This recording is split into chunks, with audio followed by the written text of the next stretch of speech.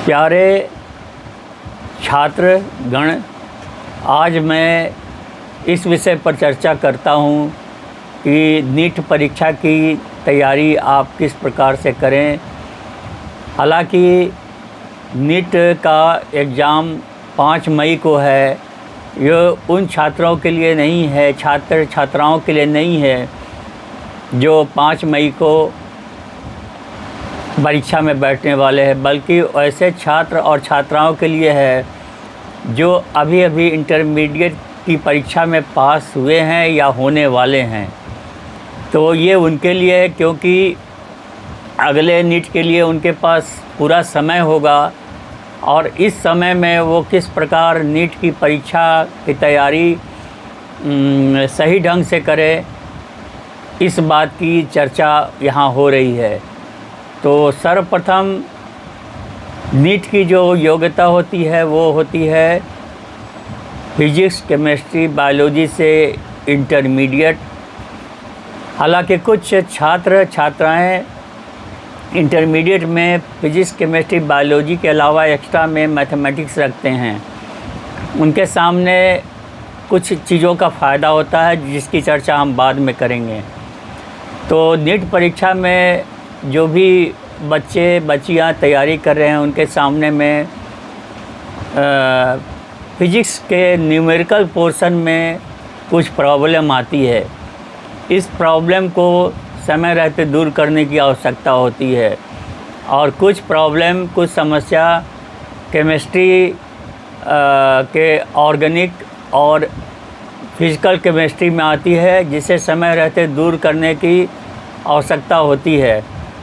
ये सिर्फ और सिर्फ गहन अध्ययन से ही संभव हो सकता है। तो ये सारी बातें हैं। प्रिय छात्र, मैं ये कहना चाहता हूँ कि जो भी फिजिक्स, केमिस्ट्री और बायोलॉजी में जो भी चीज़ें दी गई हैं उनका विस्तार वैसे नहीं होता है जैसे आर्ट्स सब्जेक्ट में विस्तार होता है, लेकिन उसकी एक सीमा होती है, क्योंकि विज्ञान के सभी तथ्य साक्ष्य पर आधारित होते हैं और उन साक्ष्यों के आधार पर तथ्य निकाले जाते हैं। तो अब इसकी तैयारी कैसे की जाए? पहले तो आप नीट की परीक्षा की जो तैयारी कर रहे हैं उनको पहले आप दूर करें जो समस्या आपके सामने आती है। ऑर्गेनिक एवं फिजिकल केमिस्ट्री में अपनी पकड़ को मजबूत बनाएं और फिजिक्स के न्यूमेरिकल साइड को स्ट्रॉन्ग बनाएं। इसके लिए बहुत अच्छे ढंग से आपको इस समस्या को दूर करने की आवश्यकता है। 1 साल का समय काफ़ी होता है। अगली नीट परीक्षा मई को होगी, तो 1 साल का समय है जिससे कि आप बड़ी आसानी से दूर कर सकते हैं। तो फिजिक्स का न्यूमेरिकल पोर्शन और केमिस्ट्री में ऑर्गेनिक और फिजिकल केमिस्ट्री, इनमें थोड़ी बहुत समस्या आती है जिसको समय रहते प्रारंभ में ही दूर किया जा सकता है।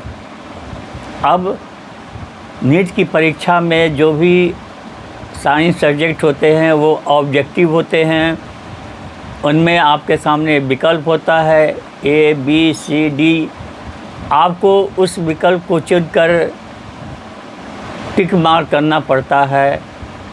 तो समय लिमिट होता है, लेकिन जिन विद्यार्थियों का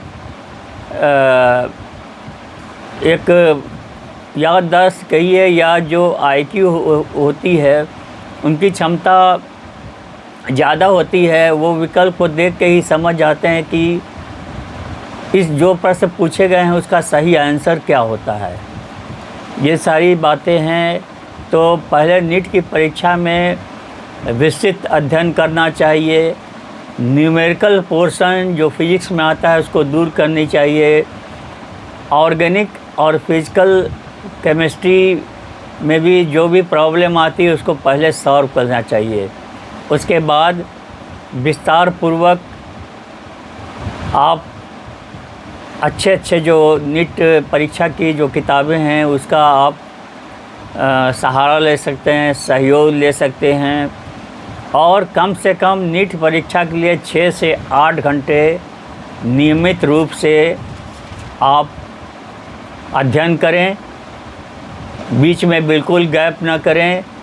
और उसके बाद जो है आप नीट परीक्षा की जो तैयारी, जो आप जिस स्थल का चयन कर रहे हैं, जिस जगह रह रहे हैं, वो वातावरण शांत होना चाहिए और किसी अध्यापक की मदद लेने की भी आवश्यकता है। जहाँ प्रॉब्लम आता है, जहाँ समझने में दिक्कत होती है, उसमें किसी अच्छे अध्यापक की मदद लेने की आवश्यकता होती है।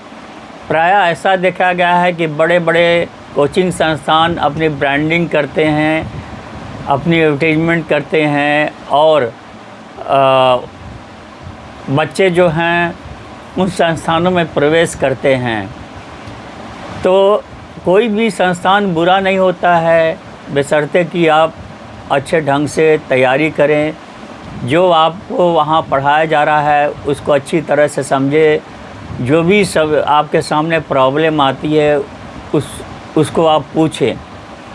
तो कहने का मतलब है कि किसी अच्छे साइंस के जो अध्यापक हैं, जैसे फिजिक्स के हुए, केमिस्ट्री के हुए, बहुत सारे कोचिंग संस्थान हैं जहाँ की काफ़ी अच्छे ढंग से पढ़ाई होती है। बड़े बड़े कोचिंग संस्थानों में काफ़ी संख्या में बच्चे होते हैं। वहाँ शिक्षा देने का आधुनिक तरीका होता है और बच्चे वहाँ पर अपना सवाल, जहाँ उनको समस्या आ रही है, पूछ सकते हैं। पर नीट की परीक्षा की तैयारी में जो घर में अध्ययन होता है उसका भी एक महत्वपूर्ण भूमिका है, जहाँ आप समय व्यतीत करते हैं। सिर्फ कोचिंग पर ही निर्भर रहने से आप नीट में सफलता नहीं प्राप्त कर सकते हैं, क्योंकि नीट परीक्षा में प्रतिशत देखा जाता है और प्रतिशत जितना ज़्यादा होता है उस हिसाब से उसमें सिलेक्शन होता है। तो मेरा ये मानना है, मैं अपने छात्र और छात्राओं से ये कहना चाहता हूँ कि यदि आप नीट परीक्षा की तैयारी कर रहे हैं तो कम से कम कुछ ऐसे पुस्तक उपलब्ध हैं बाज़ार में जिसमें 30-30 साल के नीट में पूछे गए सवाल संकलित हैं, और आप इन सवालों को, ये पुस्तक आप खरीदें, इन सवालों का विस्तृत रूप से अध्ययन करें और जहाँ समस्या आती है वहाँ अपने अध्यापक से पूछें। तो अगर नीट परीक्षा में आप से जो सवाल 30 या उससे ज़्यादा, अगर 40 का हो और किसी भी प्रकार से ये सवाल आपके समक्ष आ जाएं, तब उससे आपको बड़ी मदद मिलती है। तो हमारे कहने का मतलब ये है कि साइंस में नीट की परीक्षा में जो सवाल पूछे जाते हैं वो कम से कम 30-40 साल के जो सवाल किसी पुस्तक में दिए गए हैं उसका आप अच्छी तरह से अध्ययन करें और उसकी तैयारी पूरी करें। उसके बाद में अपने फिजिक्स के जो समस्या आती है नीट के तैयारी करने वाले छात्र छात्राओं से, फिजिक्स के जो भी प्रॉब्लम्स हैं, पोर्शंस हैं, न्यूमेरिकल में आते हैं, उसको आप अपने गहन अध्ययन से और अध्यापक की मदद से दूर कर सकते हैं। उसके बाद ऑर्गेनिक केमिस्ट्री, फिज़िकल केमिस्ट्री में भी कुछ समस्याएं आ सकती हैं, उसको 1 साल के विस्तृत अध्ययन से आप दूर कर सकते हैं। और मैं फिर एक बार आपको कहता हूँ कि अगर नीट परीक्षा के 30 या 40 साल के जो सवाल आपको अगर उपलब्ध होते हैं, उसके आधार पर आप तैयारी करें तो ज़्यादा बेहतर होगा। साइंस और आर्ट्स सब्जेक्ट में ये अंतर होता है कि साइंस सब्जेक्ट में जो भी तथ्य दिए गए हैं उनमें वो परिवर्तन नहीं होता है जो आर्ट्स सब्जेक्ट में होता है। तो जैसे न्यूटन के नियम हैं, उसमें कोई परिवर्तन नहीं है क्योंकि वो साक्ष्य पर आधारित है। इस प्रकार से बहुत सारे जो वैज्ञानिक हैं, जो हमारे जिन्होंने फिजिक्स में अनेक सिद्धांत स्थापित किए हैं, उनमें कोई आमूलचूल परिवर्तन नहीं होता है। वो वस्तुतः जैसे हैं, जैसे थे, जैसे हैं और ऐसे ही रहेंगे। हाँ, बीच में कुछ आधुनिक तथ्यों पर जो कुछ भी खोज की जाती है उसमें थोड़ा बहुत परिवर्तन होता है, लेकिन मूल रूप से साइंस सब्जेक्ट में कोई परिवर्तन नहीं होता है। इसीलिए नीट परीक्षा में की तैयारी करने वाले छात्र छात्रा से अनुरोध है कि कम से कम 30 या 40 साल की जो पिछले वर्षों में सवाल पूछे गए हैं उसका संकलन करें और उसके आधार पर तैयारी करें और अपने मार्गदर्शक साइंस सब्जेक्ट के शिक्षक से मदद लें और तैयारी बेहद सुचारू रूप से करें। अपने कमजोरियों को पहले सॉल्व करें, उसको दूर करें। दूर करने के बाद आपका एक ऐसा समय आएगा जिससे कि आप नीट की परीक्षा में सफलतापूर्वक बैठ सकते हैं और सफल हो सकते हैं। तो नीट की तैयारी कोई बहुत ज़्यादा मुश्किल नहीं है, असंभव नहीं है। अगर विद्यार्थी स्टेप बाय स्टेप अध्ययन करें, रेगुलर अध्ययन करें, 6 से 8 घंटे तक रोज़ाना अध्ययन करें और किसी अच्छे शिक्षक जो साइंस सब्जेक्ट में अच्छी पकड़ रखते हैं उनकी मदद लें। ये मदद आपको कोचिंग संस्थानों से या किसी अच्छे शिक्षक से प्राप्त हो सकती है। कोई इस बात की ज़रूरत नहीं समझी जा सकती है कि जो छात्र और छात्राएं अच्छे ऊंचे कोचिंग संस्थानों में अगर वो अपना नामांकन लेते हैं तो इस बात की कोई गारंटी नहीं है। हाँ, इस गारंटी इस बात की है कि वो स्वयं अपना अध्ययन करें, अपनी तैयारी करें, 30-40 साल से जो पूछे गए प्रश्न हैं उनको सॉल्व करें और स्टेप बाय स्टेप जो फिजिक्स के न्यूमेरिकल में जो प्रॉब्लम आती है और जो केमिस्ट्री में जो प्रॉब्लम आती है, पहले तो केमिस्ट्री में जो इक्वेशन होता है, इक्वेशन में बहुत सारी समस्या जो आती है उसको सॉल्व करें। इक्वेशन को किस तरह से सटीक पकड़ा जाता है, उसके क्या जवाब होते हैं, आप अगर अच्छे ढंग से इसकी तैयारी करें तो विकल्प में जो ABCD में जो भी उत्तर दिए गए हैं उसको आप आसानी से पकड़ सकते हैं। तो नीट की परीक्षा में आपका प्रतिशत जितना ज़्यादा अत्यधिक आएगा, जितना उच्च प्रतिशत आएगा, वैसे उस प्रतिशत के आधार पर आपका चुनाव होगा।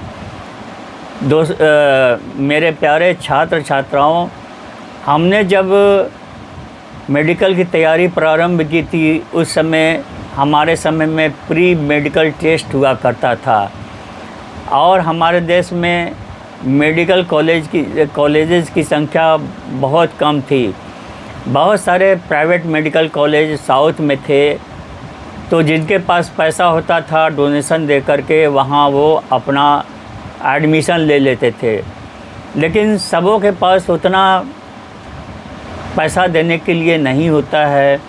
वैसे छात्र और छात्राएं आजकल हमारे बताए गए जो भी बातें कही गई हैं उस आधार पर तैयारी करें तो आप सफलता प्राप्त कर सकते हैं। तो मैं सतीश दत्त तिवारी आपकी उज्जवल भविष्य की कामना करता हुआ आपको शुभ प्रभात बोलता हूँ, क्योंकि ये वीडियो सवेरे सवेरे बनाया गया है जिस समय वातावरण शांत होता है और आप अपने अगर अध्ययन सवेरे करते हैं तो जिस चीज़ का अध्ययन कर रहे हैं वो बात आपको अच्छी तरह से समझ में आती है। तो सुबह सुबह प्रातःकालीन जो भी आप अध्ययन करते हैं वो आपके लिए एक अच्छा संकेत देता है, इसलिए आप आदत डालें कि कम से कम 5 से लेकर के 8 बजे तक आप अध्ययन करें और शाम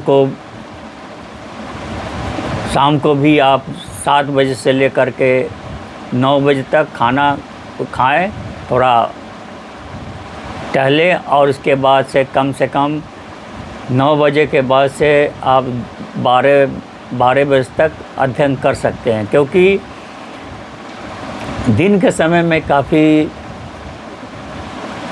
कोलाहल होता है, काफ़ी शोर शराबा होता है। वैसे में अपने ध्यान को केंद्रित करने में दिक्कत होती है। तो प्रातःकालीन ब्रह्म मुहूर्त में उठें और अध्ययन करें और रात को उचित समय देखकर अध्ययन करें। और हमारी मनोकामना है कि आप नीट की परीक्षा में जो अगले साल आयोजित की जाएगी उसमें सफल हों। धन्यवाद। आपका सतीश दत्त तिवारी।